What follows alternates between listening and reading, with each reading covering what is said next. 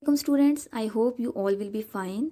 Due to third wave of pandemic, we are going to start our new academic session online. So before starting our new chapter, I would like to congratulate all of you on promoting to 8th class. So students, today we are going to start chapter number 1, Fundamentals of Chemistry, and the topic that we are going to discuss is the branches of chemistry. So before going towards the branches of chemistry, let's see the definition of chemistry.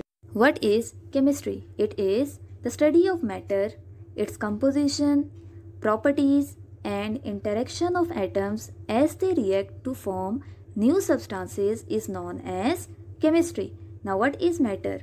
Anything that occupies space and has weight is known as matter. Its composition, for example, water that is composed of 2 hydrogen and 1 oxygen atom. Properties like physical properties and chemical properties. In physical properties, we see the physical appearance of substance. For example, when we freeze water, it changes into ice. And in chemical properties, we see the formation of new substances. And interaction of atom means how atoms interact with each other to form new substances.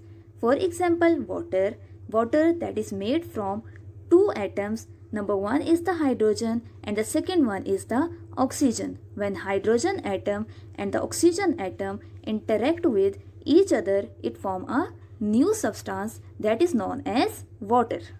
We will discuss different branches of chemistry, and chemistry is divided into 8 main branches. Number 1 is the physical chemistry, organic chemistry, inorganic chemistry, biochemistry, industrial chemistry, nuclear chemistry, environmental chemistry, and the last one is the analytical chemistry. We will discuss all these branches one by one in detail. So the first branch that we are going to study is physical chemistry. It is the branch of chemistry that deals with laws and theories to understand structure and changes of matter is known as physical chemistry.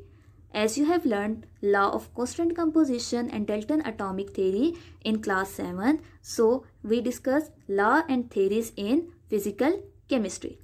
And the name indicates physical chemistry, so we will discuss the changes that are taking place in physical states of matter. For example, atomic theories like Dalton atomic theory, behavior of states of matter.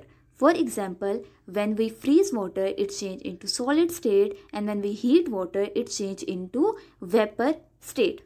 Then melting and boiling point. Now, what is melting point? It is the temperature at which water melts. For example, the melting point of water is 0 degree centigrade. In the same way, what is boiling point? Basically, boiling point is the temperature at which water starts boiling. For example, the boiling point of water is 100 degree centigrade. So, we will discuss the physical states in physical chemistry. Next branch is organic chemistry. It is the branch of chemistry that deals with substance containing carbon.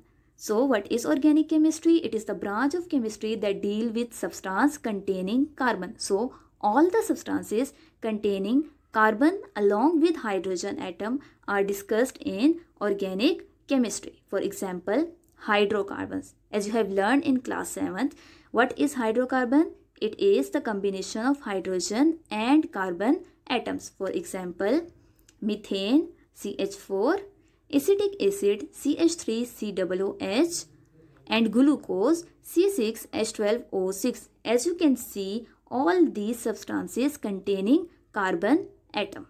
Next branch of chemistry is inorganic chemistry. It is the branch of chemistry that deals with elements and their compounds, except organic compounds are called inorganic chemistry. Now, what are organic compounds? Organic compounds are those compounds that contain carbon and hydrogen atoms. So, in inorganic chemistry, we discuss all the elements and compounds other than organic compounds. Now, coming towards the examples of inorganic chemistry. Some carbon containing compound like carbon dioxide, carbon monoxide, carbonates, Now, what are carbonates? Carbonates are the substances that contain CO3 group. So, calcium carbonate is an example of carbonates.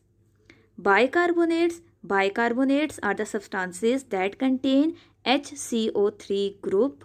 So, sodium bicarbonate is an example of bicarbonates. HCl and H2O. So, all these are the inorganic compounds, and all these inorganic compounds are discussed in inorganic chemistry. Next branch of chemistry is biochemistry. As name indicate, it is the combination of two words. Bio means life. So all the processes that are taking place in living organism comes in biochemistry. So it is the branch of chemistry that deals with physical and chemical changes that occur in living organisms. For example, the study of processes that are taking place in living organisms are metabolism. Now, what is metabolism? It is the breaking of substances and the making of new substances. Photosynthesis, as you all are very well familiar with this word, photosynthesis, it is the food making process. And where the process of photosynthesis take place? Yes, it is taking place in plants. Third one is the respiration, and respiration, it is the food using process that occurs in living organisms. Next branch that we are going to study is nuclear chemistry. It is the branch of chemistry that deals with changes occur in atomic nuclei, means all the changes occurring in the nucleus of an atom are discussed in nuclear chemistry. For example, radioactivity, it is the process in which elements are emit radiation by the nucleus of an atom. So, the emission of radiation by the nucleus of an atom is known as radioactivity.